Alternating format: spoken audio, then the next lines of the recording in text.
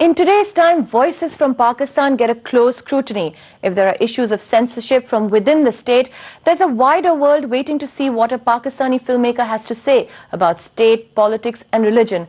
Here's where Motiroti inverts stereotypes. The range of filmmakers and their personal voices and interests throw up a Pakistan infinitely more complex and unseen, or rather this time seen through a much more exciting personalized lens.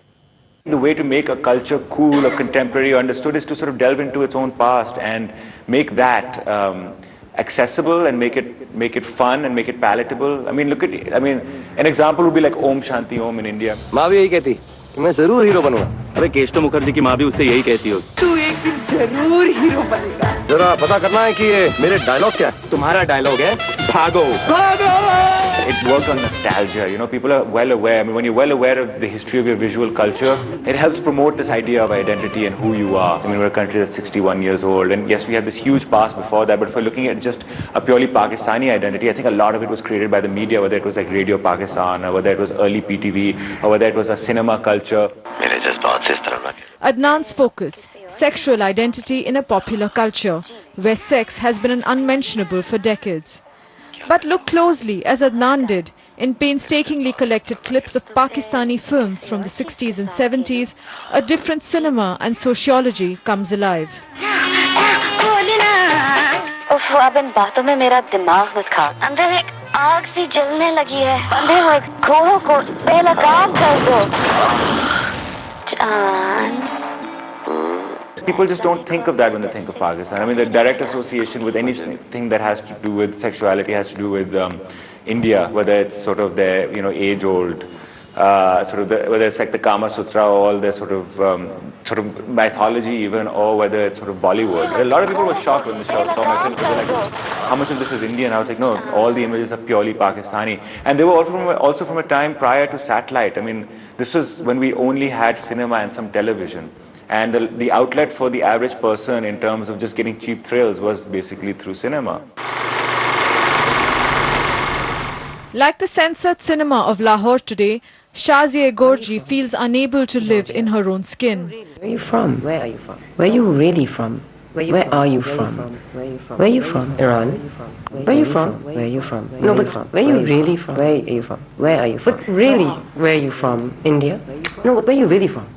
You have an accent. Where are you from? Where are you from? Oh, but where are you from? Where are you from? Where are you from? Pakistan? You're from here? Really? But you don't look like you're from here. What am I meant to look like? Where are you from? A first-generation Pakistani, a ceramic artist, her forefathers were Iranis of Georgian descent. Her seemingly foreign appearance always evoking questions.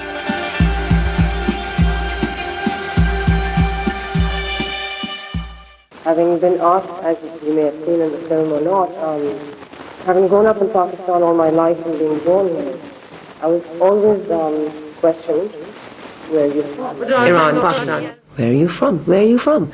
Where are you from? Where are you from? In the process, as you move along with me and I keep questioning and remembering, oh, well, I'm from here also, and from here also, and there also, and there also, at the end, I basically throw off all those skirts and chuck it all, because at the end of the day, it doesn't really matter.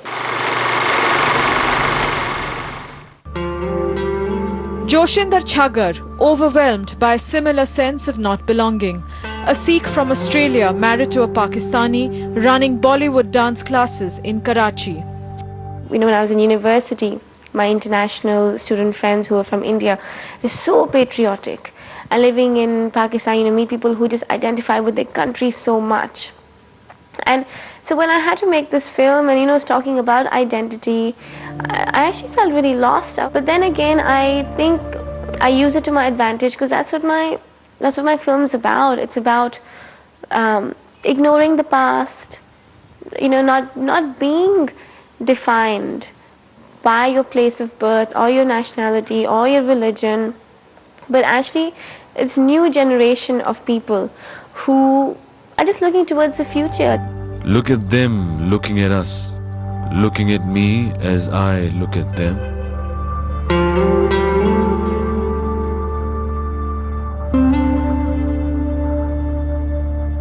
And as I look at you and see you seeing me, I see we are the same. all of us.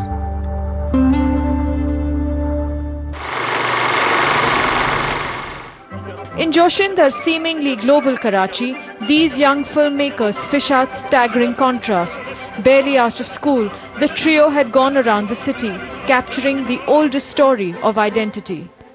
We decided to go for the two extremes within the city, and that would be the two classes, the poor and the rich. From the moment you wake up to the time you go to sleep, there's a vast difference.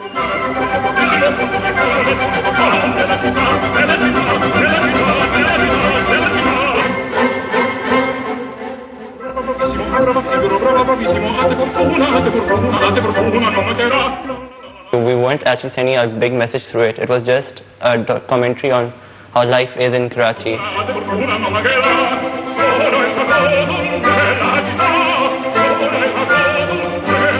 How we spend our money, like we spend 500 rupees on something, and how the poor spend 5 rupees on something. It's how we value our 500 rupees is the same way they value their 5 rupees. It's in your face. It shows that all these contrasts are there every day in our life, whether we're in a car and or standing on a signal. It's very different.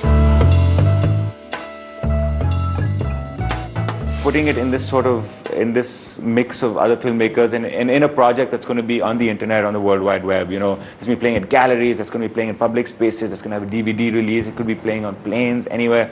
I thought that was just great to sort of get it out there and let people see it in various different formats. So I think the medium itself lends itself to sort of that term of global communities.